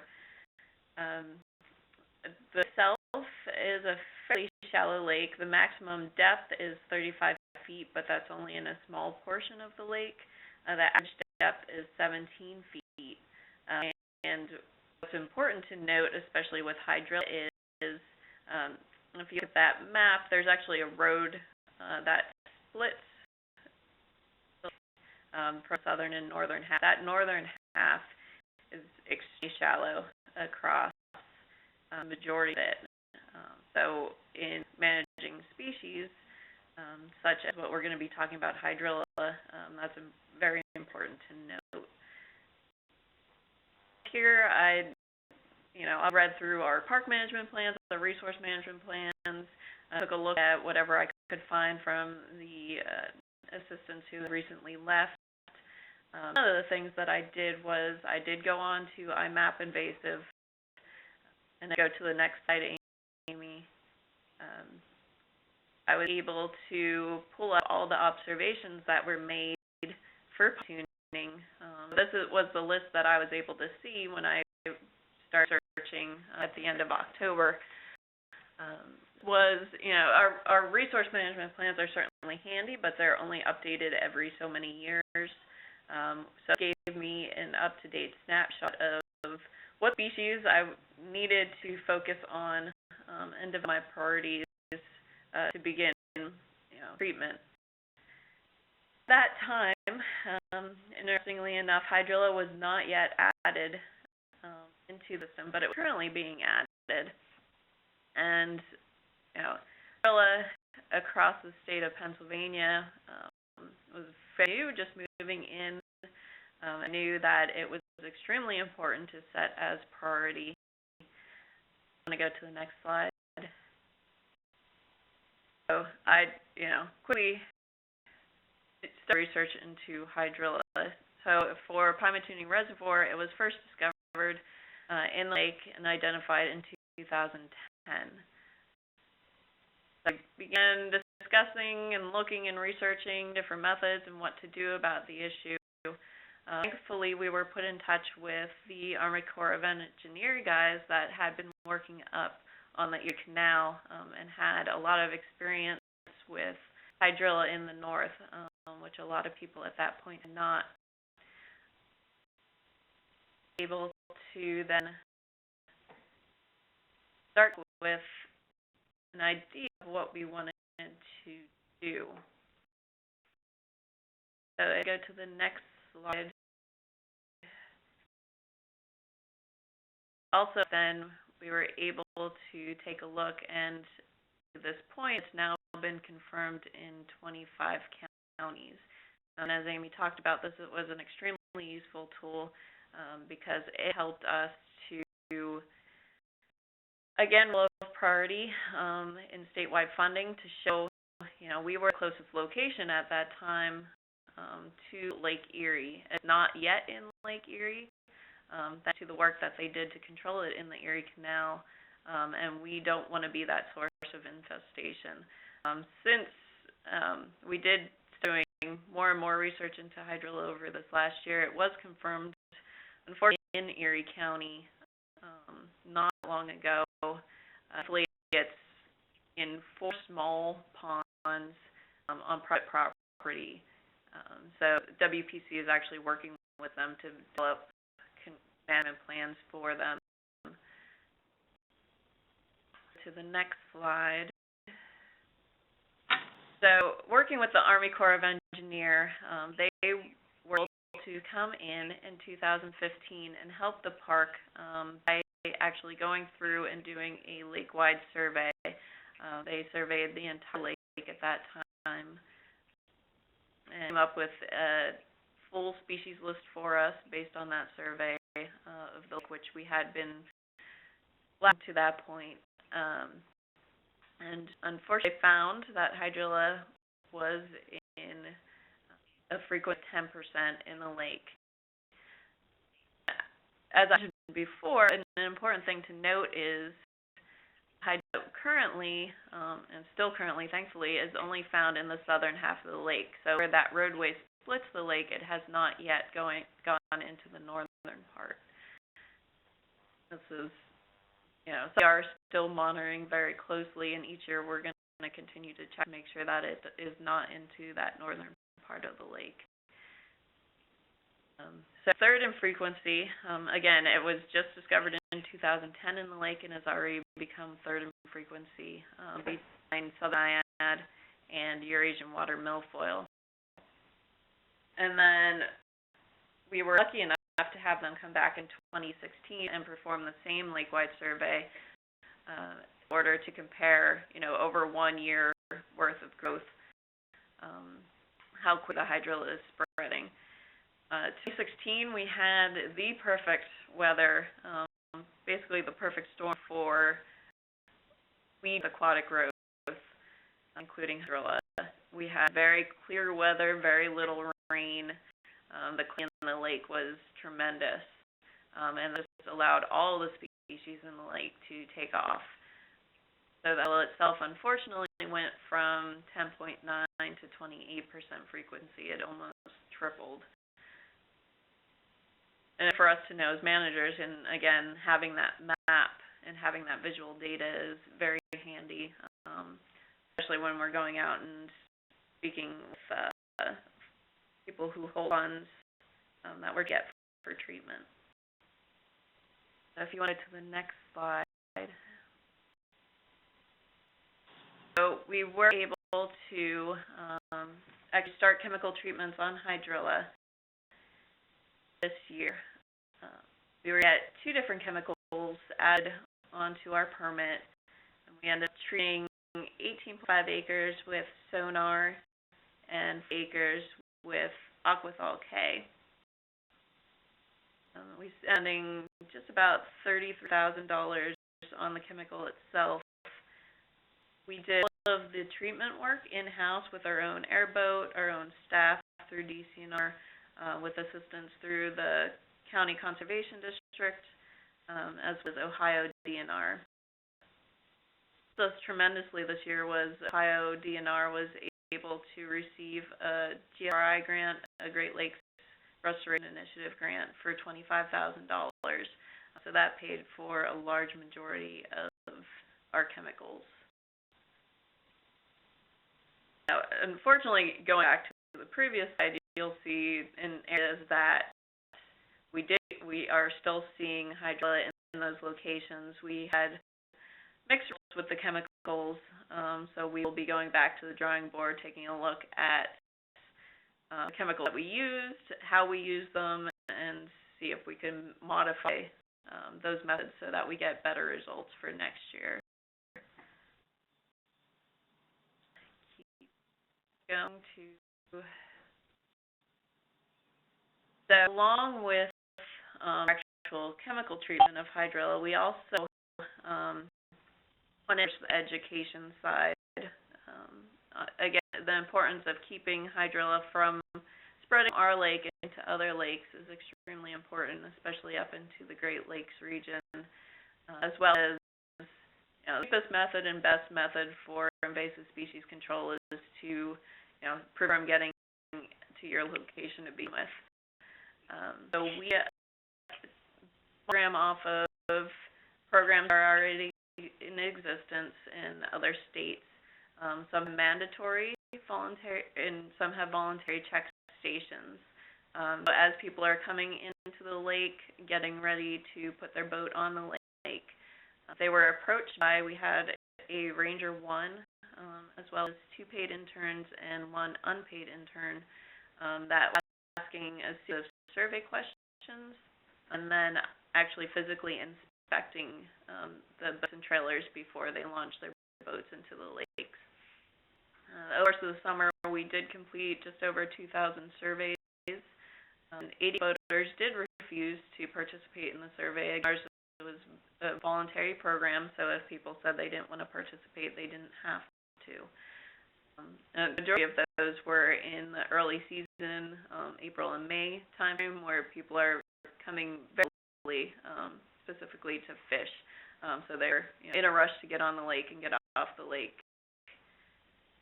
We did end up removing aquatic species from 148 boats. When you look at the percent, that's only about 7% of the boats that came in. But it's very important, especially some of the catches that we did make, including zebra mussels, which the lake currently does not have.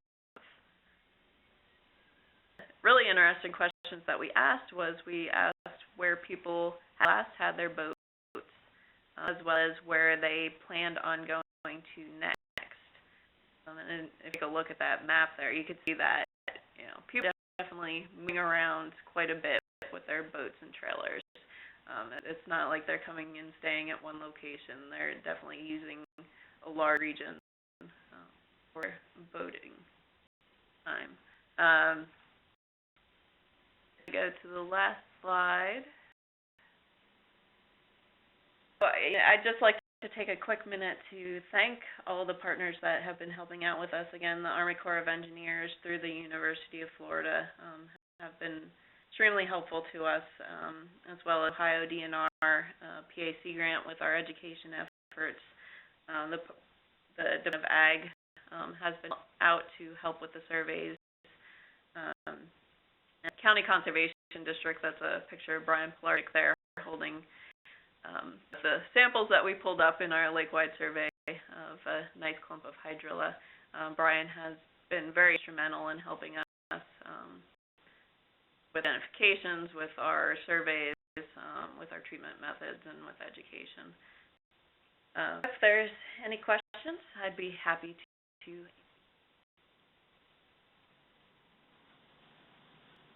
Stacie, does anyone have any questions for Stacie?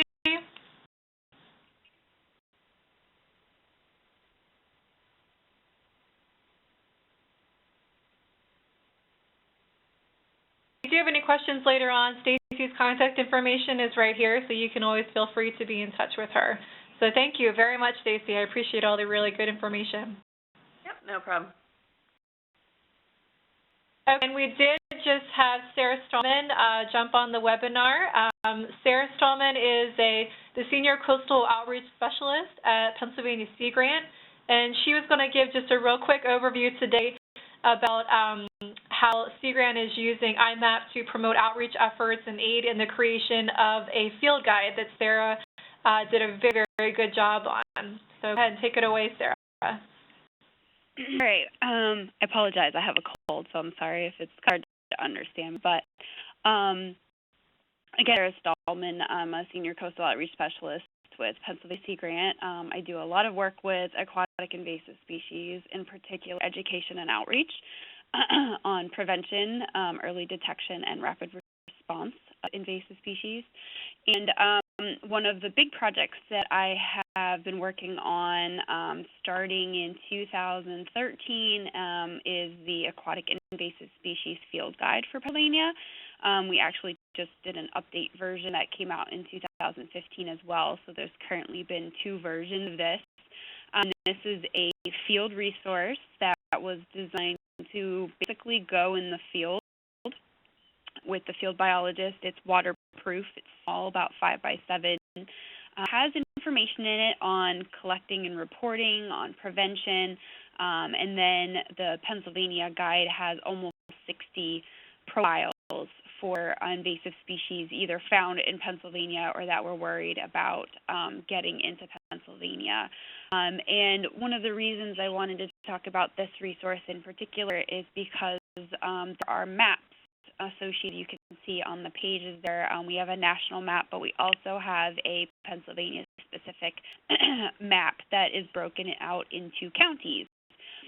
So providing county-level data is great because if you're out in the field, you can see where things are being found or where they haven't been found yet. If you see something like purple loosestrife in one of those counties that has not been filled in, you might want to report that.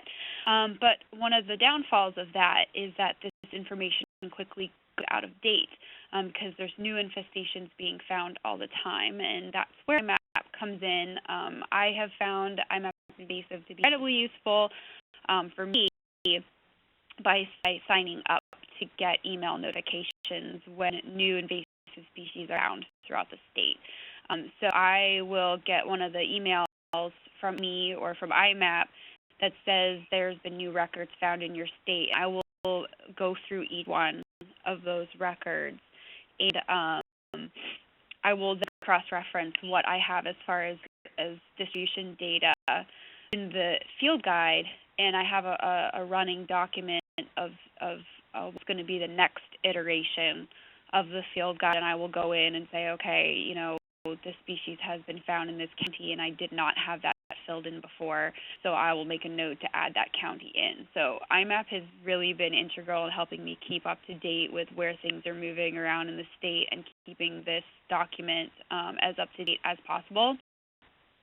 Also working on a field guide app, a smartphone application that would accompany this, and so it wouldn't actually have to be something that you take in the field, but you can take it right on your phone as you're going through, and that will be able to be updated immediately. So as I get these notifications from IMAP, I'll be able to go right into the master database, and I'll be able to update that distribution information, and then that will actually update right to the smartphone application. So one of the main ways that I've been able to use IMAP in my projects, but we also do, and you can flip the slide, Amy. We also, like I said, do a lot of education and outreach on aquatic invasive species to various user groups. We target, boaters and anglers and waterfowl hunters, aquarium owners, scuba divers, anyone basically that recreates on the water.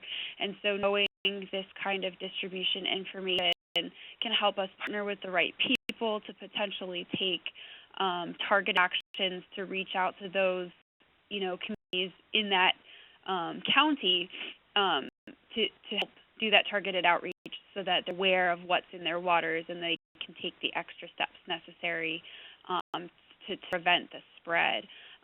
It also helps out with our rapid response efforts as well. Sea Grant has had a key role in the development of our rapid response plan, and the rapid response plan mentions IMAP several times as, as new things are found. This is where, you need to report and make sure that this information gets where it needs to go so that those who are taking action, we know where things are, we can connect with the right partners and do as much as we can to take action early before the species have a chance to establish and spread. So those are kind of like my thoughts on it. Real quick, 2 slides. So I'm happy to take any questions if anyone had any questions, anything that I talked about.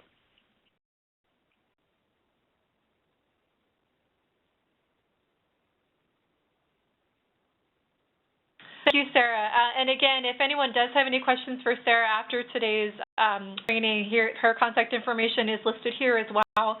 And so thank you so much, Sara, for that information. I really appreciate it.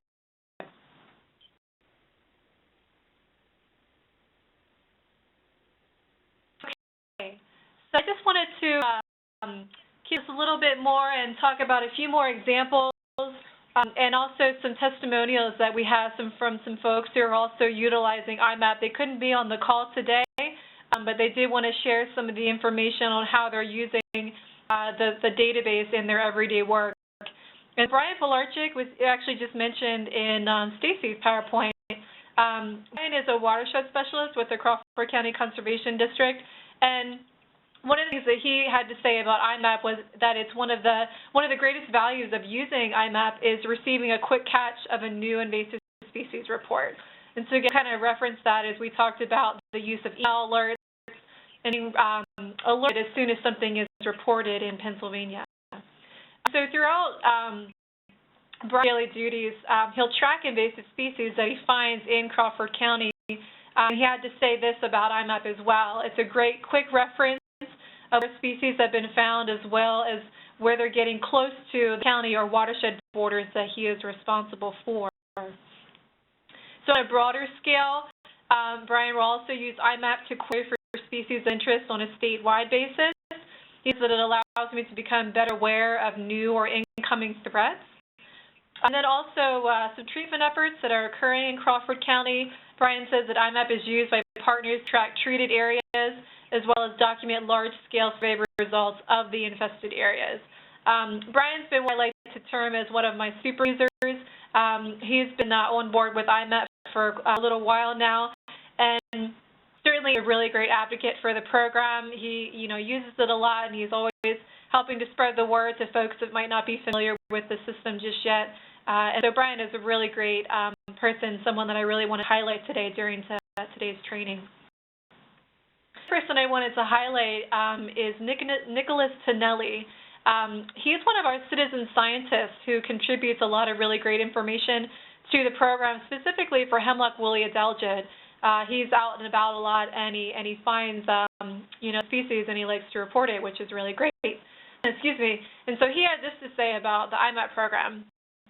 He said, "As an enthusiast, I'm greatly alarmed by the spread and impact of invasive species.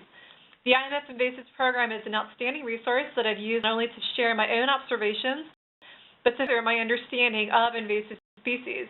The program offers a wealth of information all in one place that can't be found elsewhere."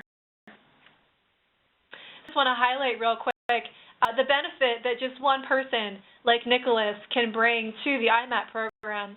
And so he highlighted some of his statistics. He's reported 10 observations so far that he has been reporting on, has been found in 7 different counties. And so, as I mentioned before, the species specifically that he's being reporting on is woolly adelgid. And, excuse me, here on the side we can see a photo that was taken by Nicholas and submitted along with one of his records that's now currently in the IMAP program. This is a report of hemlock woolly adelgid that Nicholas found in York County on the 17th of March in 2012. That observation record is viewable to anyone who's gone through a basic training or watched our online training video, and be able to see this record and the details for yourself. The number is listed here, PA 3917U. All observation records or any record that's submitted to IMAP is given an ID number, so it's easily recognized and you can go back to it at any time. So this is, Nicholas is helping by increasing the amount of information we have for hemlock woolly adelgid. As you can see, he traveled to a lot of places across Pennsylvania and reported finding it. And he might actually be one of our early detectors who could potentially find hemlock woolly adelgid in a county where it's not been found at, because we know that he's out looking for it. And so he is a really great resource, and there's a lot of other people out there just like him who are submitting their information to IMAP as well. So I did want to highlight Nicholas. Matt is another really great person that we've been working with for some time. Matt is an aquatic ecologist with the, or aquabiologist, with the Susquehanna River Basin Commission. He had this to say about the IMAP program. He says, PA iMapInvasives is a useful and intuitive interface that allows researchers and managers ready access to distribution data for aquatic invasive species, which are often novel and poorly understood. The case of both providing and retrieving distribution data in a database facilitates information exchange and fosters informed aquatic resource research and management decisions. And I mentioned this a little bit earlier in today's training, but Matt is one of the folks that's leading a team of biologists in the study of Didymo, which is single-celled diatom that's able to form algal blooms on stream bottoms. And it's definitely a concern in Pennsylvania at this point in time. It's actually right now being debated whether or not it's the native species itself and just acting invasively, and that's yet to be determined. And all of that is being researched, and actually a study and all the findings are being reported on, and that's actually available in the Pennsylvania iMapInvasives newsletters that we put out. And those newsletters are available on our website if you'd like to go and look at that at some point. But a little bit more information on Didymo in case it's not something you're familiar with. Blooms of Didymo can be up to 8 inches thick when the conditions are suitable and threaten our native aquatic species. Even if it is a native species itself, it is certainly a concern to other native species at this time. So while Matt is doing his research and working with other folks on this project, he's been using the iMapInvasives program both in Pennsylvania and New York to attribute the information that they're finding and the data that they're collecting on Didymo to input to the database and help to bump up our distribution maps. And then he's also using the database to query for and pull back out information that's being submitted by other users, which they can then incorporate into their research and better understand where it's being found currently in both of these states as well as other states that they're studying. So if you're interested in learning more about this study, I would certainly recommend checking out the newsletter that we have available on our website, which includes information about this research. And Matt's contact information is in that newsletter. If you'd like to contact him and get more details, you can certainly do that.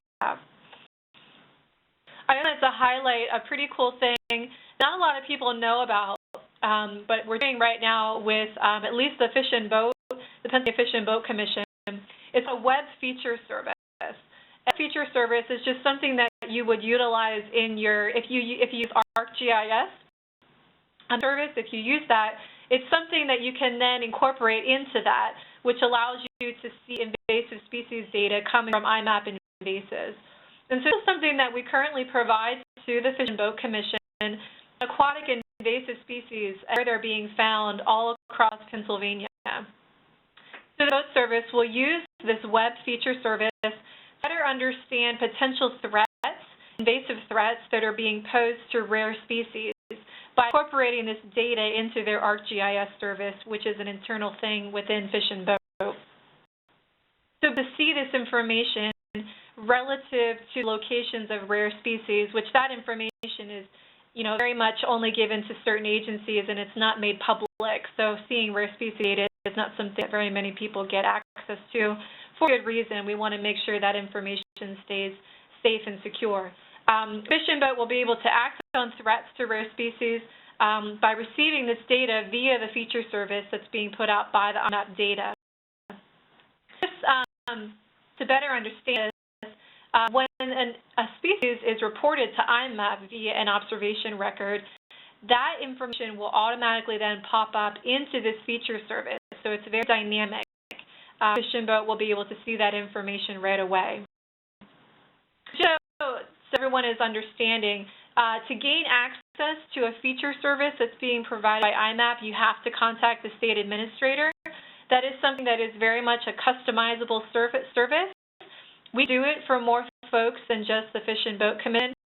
So if anyone on the phone today is interested in having something like that for your organization, please contact me after today's training, and I would be happy to talk about that a little bit more with you. But kind of a feel for what this feature service does, I want to give you an example to help to illustrate it. So we've talked a lot today about hydrilla. Let's use that in this example. So, because we got to see from one of the screenshots that hydrilla is currently found in 25 counties in various water bodies in those counties. And hydrilla really does pose a very significant threat to a variety of native species and habitats in Pennsylvania. So the Fish and Boat Commission can use this feature service to relay invasive species data, which would include hydrilla points reported in iMap, and relay that with their rare species data, assess the potential threats that are posed by those hydrilla sightings, and then take action. So if I see that an area has rare species and that's nearby or in the same area that hydrilla might be, they would say, oh my gosh, we need to really try to get on this so that we can protect the habitat or protect this species from being invaded and maybe outcompeted by hydrilla. And this is a service that they're able to do that with. And so just so you can help to visualize it a little bit more is what it would look like. So if you use ArcGIS, this layout should look familiar to you. And this is just the information pulled from iMap and it's being viewed in this feature service format. Again, if anyone is interested in having something like this for your organization, please talk to me after today's training. I would be very happy to talk with you more about that. Just a few more minutes. I'm going to skim through some of the other slides. I do have a few more left, but I want to make sure I leave time for questions. So I'm going to go through some of these slides pretty quickly. I do want to talk briefly about some of the work that the Western Pennsylvania Conservancy is doing to the Eurasian water milfoil at Lake Pleasant, which is in Erie County. This is brief background. Lake Pleasant is one of only 8 natural glacially formed lakes in the northwest region of Pennsylvania. Research in the 80s unveiled rare native plant communities that were found in and around each of these lakes.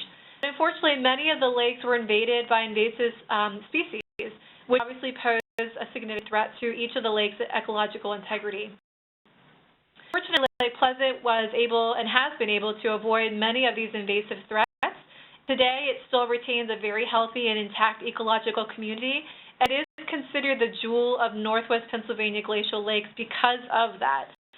And so the conservation area that surrounds much of the lake is maintained by the Conservancy, and our stewardship staff go on a periodic schedule, and they just assess that area and see what's going on, what might need to be handled. And so in 2007, water milfoil was found in some gravel ponds that are surrounding the lake itself. The foil wasn't actually found in Lake Pleasant itself, just in areas nearby. And so, of course, there was certainly the thought that the milfoil could spread potentially into Lake Pleasant, and Eurasian water milfoil was certainly spread if given the chance, and so we wanted to prevent that as much as possible.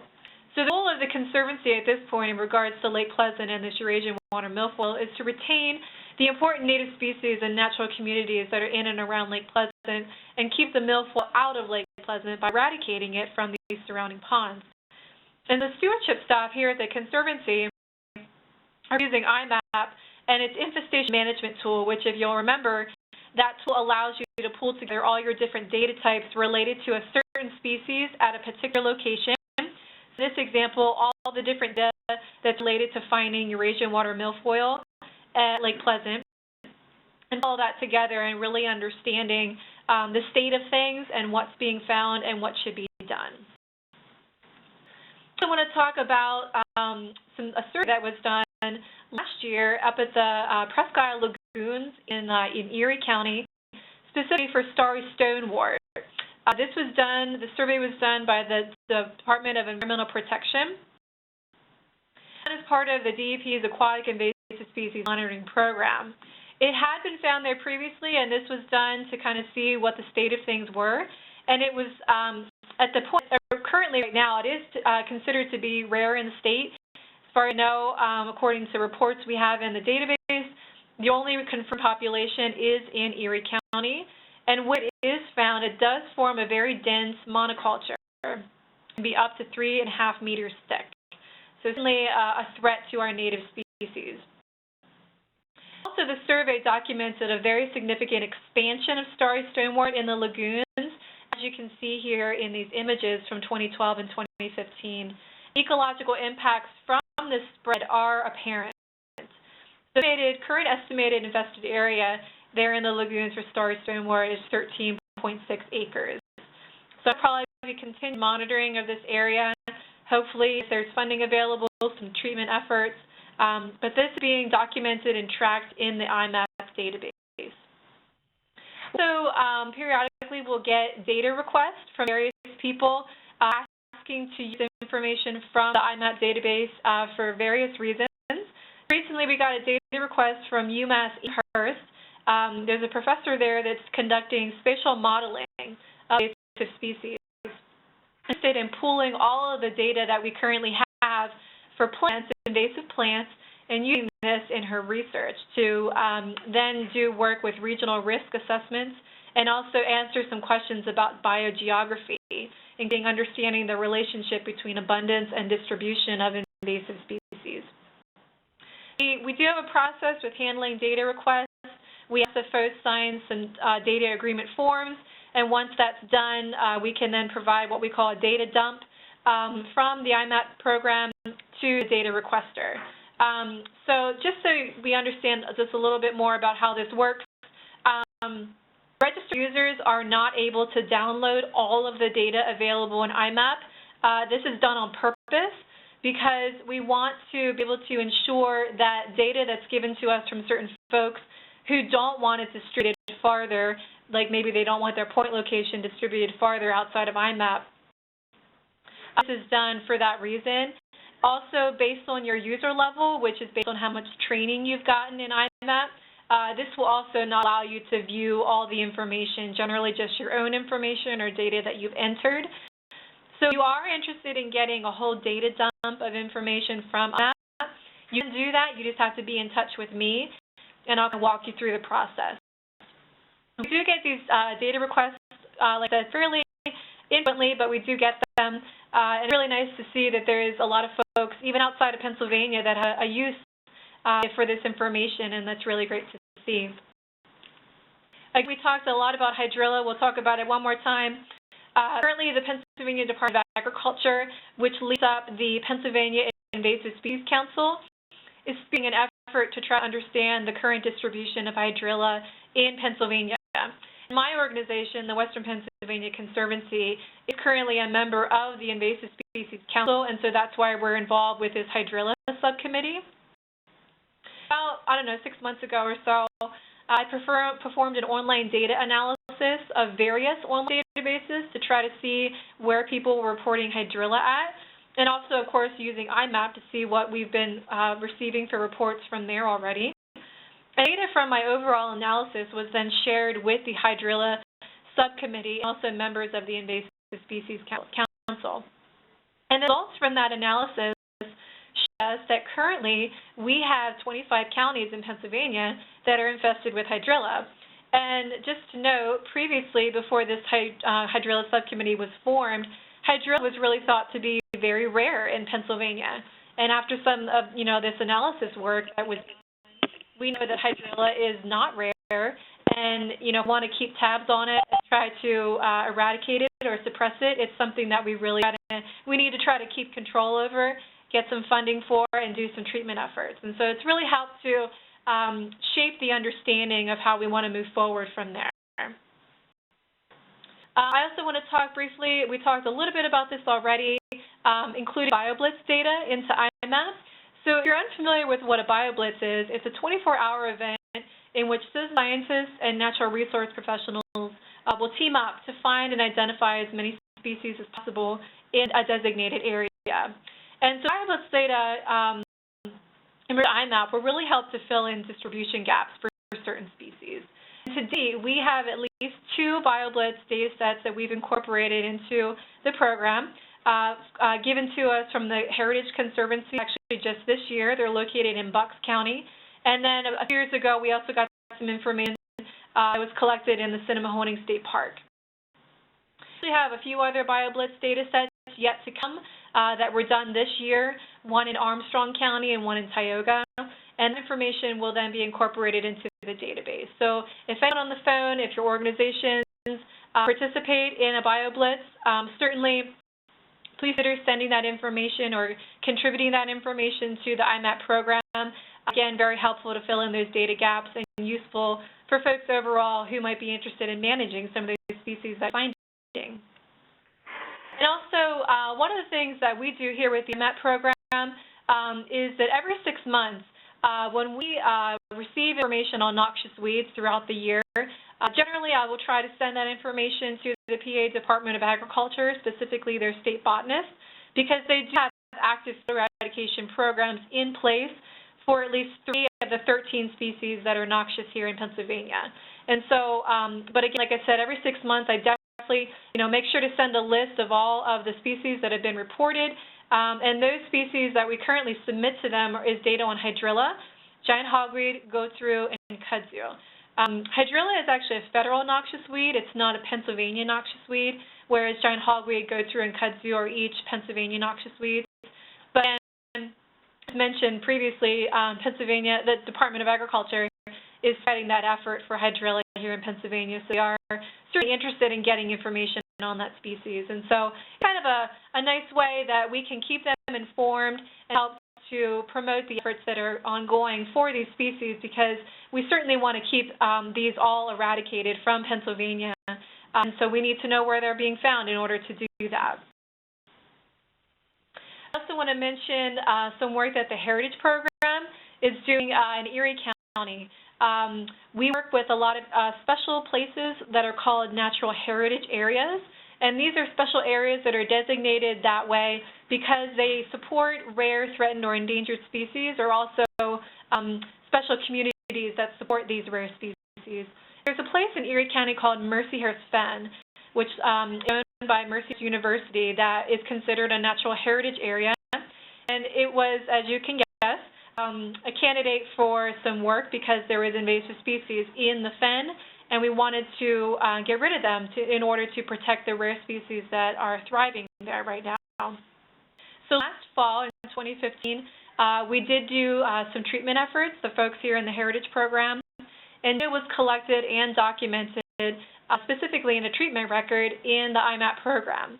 And this is viewable to anyone who has the advanced training already under your belt. You can view treatment data. So just keep that in mind, that we have been doing that and you can view that information. So I've gone just a few minutes over, and I apologize for that. But I do just want to mention, so we talked a lot about different data types and different work that various organizations are doing. And all of this data is available to you. You can see it. You have to undergo some training in order to do so. And so I wanted to outline that so that you understand how to do it. So first and foremost, you have to have a login account in order to see any of this. And the login account is free to get. And to view or enter observation data, we have an online training video available, and there's a quiz associated with that video. And if you watch the video and pass the quiz, you'll be able to enter and view observation data. That just basically lets me know that you have a basic idea of how that part of the database works. And to view or enter assessment survey, treatment, infestation management data, we ask that you attend an advanced training, which there's an advanced training coming up in the spring of 2017, or that you set up a custom training session, which we will do as well. Data available in a feature service, definitely contact me. That's something that we customize for each organization. And want to refresh on any of the data types that we've talked about in today's training. We do have reference guides available on our website, which is available at iMapInvasives.org.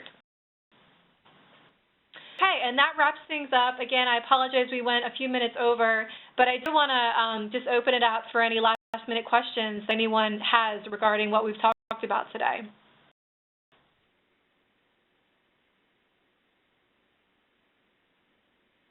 I mean, just one more comment. I have another county for you. Since you use it as an example, I have another water chestnut county to add to our list. Oh, wow. Which county? Berks. Oh, my goodness. Okay, thank you. Well, you know what I'm going to say is get into IMAP and report right away. Wow. No, I treated a pond last year for it, and I went back again and treated the same pond this year. Oh, my gosh. Wow. Well, thank you for letting me know, because really, it's very rare, as you know, and so finding any more, locations is really important to document, so thank you. Okay. Do you have questions or comments?